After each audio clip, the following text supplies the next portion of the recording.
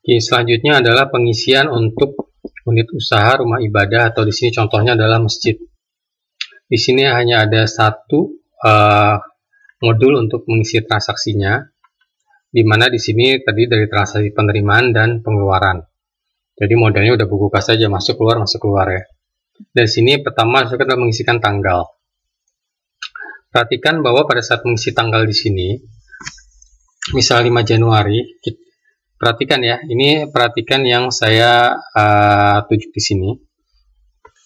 Ini adalah tulisan format bahasa Indonesia. Tapi kalau kita mengisinya 5 Januari, misal sebagai contoh 2019 atau 19 ya. Oke, perhatikan ini secara tulisan sama dengan bagian bawahnya. Tapi kalau diperhatikan di sini dan diperhatikan di kolom ini tulisannya adalah 5 Januari 19. Yang ini 1/5/2019. Bedanya di mana? Format yang kedua ini adalah format tanggal. Makanya dia berubah menjadi seperti ini adalah format bahasa Inggris, karena biasa mengikuti Windows, setting Windows rata-rata bahasa Inggris ya. Jadi kalau biasanya dilihat di paling kanan di sini, ini biasanya bahasa Inggris. Itu adalah mungkin setting Windows. Sehingga yang format ini disebut format teks, dia tidak akan direkap pada saat laporan. Jadi perhatikan di sini bahwa menulis tanggalnya itu harus benar.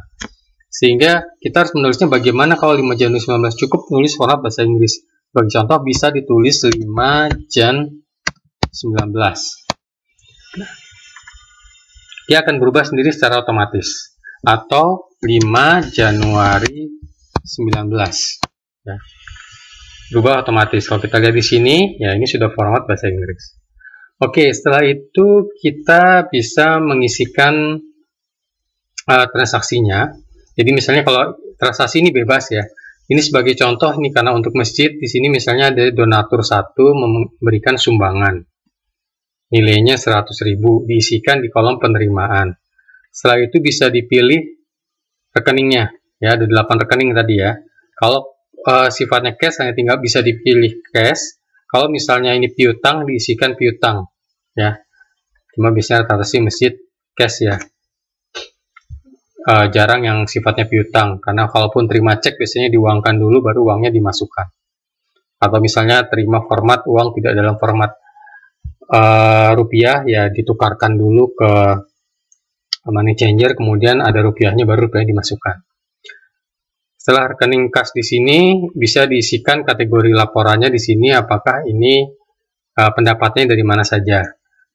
Banyak ya di sini, sumbangan anggota, infak, pendapatan usaha dan lain-lain. Jadi tinggal dipilihkan di sini misalnya anggota, ini sumbangan anggota. Kemudian memilih apakah ini masuk dalam kategori program tertentu. Kalau misalnya anggota tadi atau donatur tadi itu bermaksud untuk ini donasi saya untuk renovasi masjid, berarti di sini harus ditulis renovasi masjid. Kalau tidak ada penyebutan ini untuk apa saja, ya ditulisnya di sini untuk apa saja. Jadi tidak perlu diisi istilahnya. Jadi tapi kalau misalnya dalam sumbangannya adalah untuk renovasi masjid, ya masukkan saja di sini renovasi masjid. Bedanya apa di sini ada keterkaitannya lagi dengan bagian sebelah kanan. Kalau donasinya tidak ada ketentuan untuk apa, jadi di sini bisa ditulis batasannya adalah tanpa pembatasan. Tanpa pembatasan itu maksudnya tidak untuk suatu program tertentu atau tidak untuk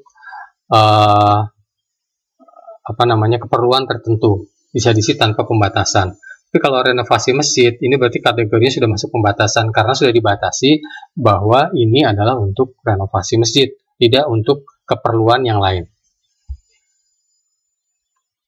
Oke, di sini perhatikan, di sini sudah cukup banyak contohnya. Di sini ada pendapatan canceling, kemudian pendapatan kajian subuh, kemudian juga ada isian. Jadi setelah melihat video ini, tolong dilihat juga contohnya untuk agar dapat bayangan kira-kira kombinasi rekeningnya, kategorinya itu apa saja. Di bagian bawah juga untuk pengeluaran juga sama. Bisa dilihat di sini ada bayar ustadz Jumat, bayar ustadz kajian subuh, ya. Kemudian di sebelah kanan tinggal diisikan ini apakah ada programnya atau ada batasannya. Setelah itu, kalau memang perlu kwitansi, ini bisa dicetak. Cara mencetaknya cukup mudah karena hanya tinggal memilihkan nomor kwitansinya. Hanya sebelum dipilih di sini harus diisi dulu di sini. Ya, daftar nomor ini harus diisi dulu. Kalau tidak diisi tidak akan muncul. Tidak akan muncul di mana? Tidak akan muncul di cetak kwitansi ini. Jadi kalau kita tadi milih 01, ya, ini keluar donatur 1 sumbangan ya. Ini kalau di sini tidak diisi, kalau di sini tidak diisi, ini saya kosongkan.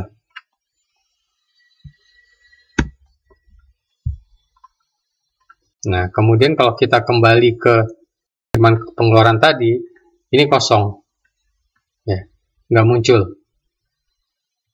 Nah, akibat tidak muncul, maka dia juga tidak akan muncul di cetak kwitansi di sini. Ya, perhatikan, dia tidak muncul. Kalau kita ketik bisa, cuma dia tidak akan muncul. Jadi ini sebagai contoh, ini kan tidak bisa dipilih nih. Ya, tapi kalau kita ketik bisa, hanya saja, nah nggak muncul karena nomor kwitansi tadi adalah referensi berdasarkan kolom di sini. Jadi sebaiknya diisi agar konsisten. Karena kalau diisi tidak konsisten. Jadi kalau misalnya nomor double dan lain-lain, di sini tidak ada filter terhadap nomor double. Jadi tetap akan dipanggil semua yang sama. Ya. Itu untuk penerimaan dan pengeluaran. Jadi kalau sudah diisikan di sini untuk masjid, ini bisa dilihat rekapnya langsung. Di sini bisa diisikan rekapnya.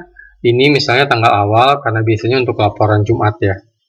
Jadi bisa diisikan tanggal awal, ini Sabtu ya. Karena bukan tanggal Jumat. Kalau kita isi tanggal Jumat itu berarti dari Jumat yang lalu akan masuk. Apakah bisa? Nggak ada masalah karena di sini bisa diisi tanggal berapa aja, mau dari hari Senin. Bagi contoh saya bisa isi di sini dari 1 Januari. Jadi bebas.